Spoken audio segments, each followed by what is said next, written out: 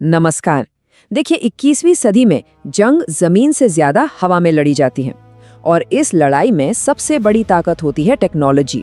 और भारत, जो अब तक रक्षा तकनीक का सबसे बड़ा खरीदार था, अब सबसे बड़ा निर्माता बनने के एक बहुत ही बड़े मिशन पर है। और इस पूरे मिशन के केंद्र में है एक महत्वाकांक्षी सपना, अपने लड़ाकू विमान का दिल यानी उसका इंजन खुद बनाना।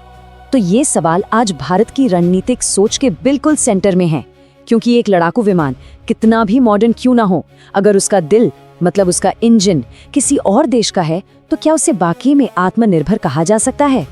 तो चलिए इसी विषय को थोड़ा और गहराई से समझते हैं। सबसे पहले ये जानना जरूरी है कि ये निर्भरता, ये डिपेंडेंस आखिर है क्या, और ये इतनी बड़ी चुनौती क्यों मानी जाती है। देखिए, किसी भी फाइटर जेट की संप्रभुता, उसकी आज़ादी सीधे सीधे उसके सबसे ज़रूरी हिस्से से जुड़ी होती है, और वो हिस्सा है उसका दिल, यानी कि उसका इंजन। जी हाँ, बिल्कुल, इंजन ही वो दिल है जो एक फाइटर जेट को उसकी असली ताकत देता है, उसकी रफ्तार देता है, उसमें जान फूंकता है। इसके बिना तो दुनिया का सबसे बेहतरीन एयरफ्रेम भी बस एक शोपीस बनकर रह जाएगा। तो इस निर्भरता के खतरे क्या हैं? सबसे पहला और सबसे बड़ा खतरा है स्ट्रेटेजिक। जरा सोचिए, अगर जंग के हालात बन जाएं और जिस देश से हम इंजन लेते हैं वो स्पेयर पार्ट्स देने से मना कर दे, तब क्या होगा? हमारा पूरा का पूरा फाइटर फ्लीट जमीन पर आ सकता है। दूसरा, टेक्नोलॉजी पर हमारा कोई कंट्रोल नहीं रहता, मतलब डिजाइन, फ्यूचर अपग्रेड्स सब कुछ दूसरे देश के हाथ में। और तीसरा, आर्थिक बोझ। हर साल अरबों डॉलर्स इन इंजनों को खरीदने और उनकी देखभाल में विदेश चले जाते हैं। तो इस इतनी बड़ी चुनौती का जवाब क्या है? जवाब है AMCA, यानी एडवांस्ड मीडियम कॉम्बैट एयरक्राफ्ट। और ये सिर्फ एक और विमान नहीं है, ये आत्मनिर्भर भारत की उड़ान का सबसे बड़ा प्रतीक है। AMCA एक 5th जनरेशन फाइटर एयरक्राफ्ट है। अब इसका मतलब क्या होता है? इसका मतलब है ऐसी टेक्नोलॉजी जो इसे दुश्मन के रडार पर लगभग इनविजिबल बना देती है। ये बिना एक्स्ट्रा फ्यूल जलाए सुपरसोनिक स्पीड पर लगातार उड़ सकता है, जिसे सुपर क्रूज कहते हैं।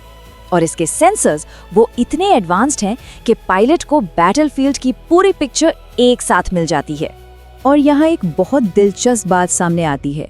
ये टेक्नोलॉजी इतनी एक्सक्लूसिव है कि अभी तक ऑपरेशनल 5th जेन फाइटर्स सिर्फ 3 देशों के पास हैं, अमेरिका, रूस और चीन। सोचिए, सिर्फ 3, और भारत इस सुपर एलीट क्लब को ज्वाइन करने की तैयारी कर रहा है।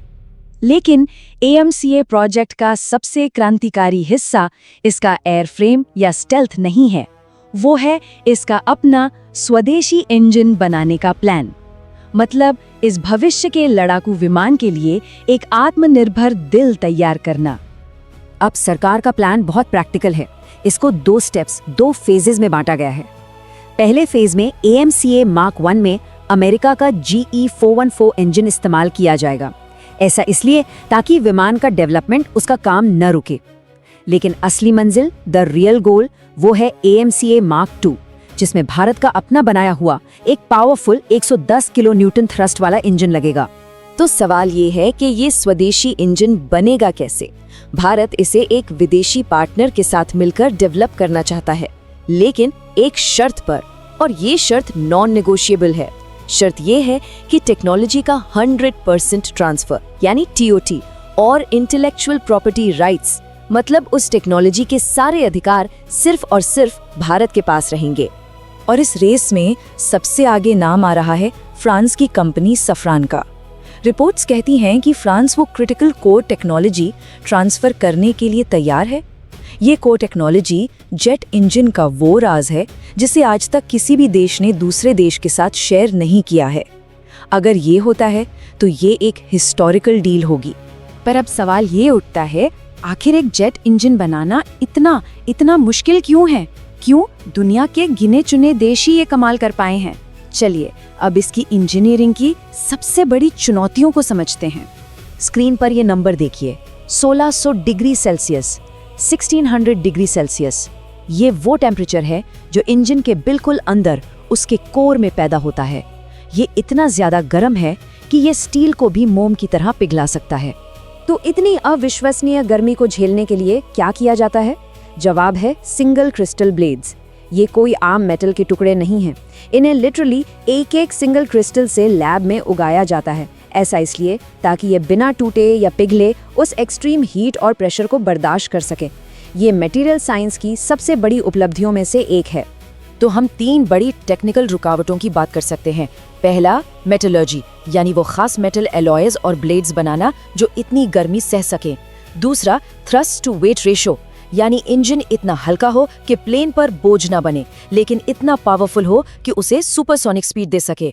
और तीसरा है फैडेक। ये एक सुपर कॉम्प्लेक्स कंप्यूटर सिस्टम है जो इंजन का डिजिटल ब्रेन होता है और हर मिलीसेकंड हजारों कैलकुलेशंस करता है। लेकिन ये कहानी सिर्फ मिलिट्री हार्डवेयर की नहीं है। अगर भारत इस मिशन में कामयाब हो जाता है तो इसका असर सिर्फ आसमान में नहीं, जमीन पर भी दिखेगा। ये भारत के लिए एक स्ट्रेटेजिक और इकोनॉमिक दोनों तरह की एक नई उड़ान होगी। इस प्रोजेक्ट की कामयाबी का जो रिपल इफेक्ट होगा वो हर सेक्टर में महसूस किया जाएगा। हमें स्ट्रेटेजिक ऑटोनॉमी यानी फैसले लेने की आज़ादी मिलेगी। देश को जबरदस्त इकोनॉमिक फायदा होगा। हजारों लाखों हाई स्किल जॉब्स पैदा होंगी और भविष्य में हम अपने बनाए हुए इंजन और प्लेन दूसरे देशों को एक्सपोर्ट भी कर सकेंगे। इसका एक और बड़ा फायदा होगा हमारे MSME सेक्टर को। देश की सैकड़ों छोटी और मध्यम आकार की टेक कंपनियों को हाई टेक पार्ट्स बनाने का मौका मिलेगा। इससे पूरी टेक्नोलॉजी इंडस्ट्री को एक नया पुश मिलेगा और हजारों स्किल्ड एरोस्पेस इंजीनियर्स के लिए जॉब्स के नए दरवाजे खुलेंगे।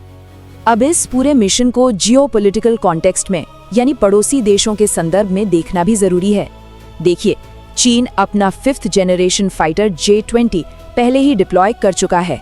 ऐसे में भारत के लिए AMCA और उसका अपना इंजन ये सिर्फ एक जरूरत नहीं है, ये अपनी सीमाओं, खासकर हाई एल्टीट्यूड एरियाज जैसे हिमालय में टेक्नोलॉजिकल एज बनाए रखने के लिए बहुत ज्यादा जरूरी हो जाता है। तो आखिर में बस यही सवाल है, जिस दिन AMCA अपने स्वदेशी इंजन की ताकत से आसमान में गरजेगा, वो सिर्फ एक फाइटर जेट की आवाज नहीं होगी, वो एक नए, एक आत्मनिर्भर और एक टेक्नोलॉजिकली पावरफुल भारत की आवाज होगी जो पूरी दुनिया सुनेगी। ये आवाज दुनिया को क्या संदेश देगी, ये सोचने वाली बात है।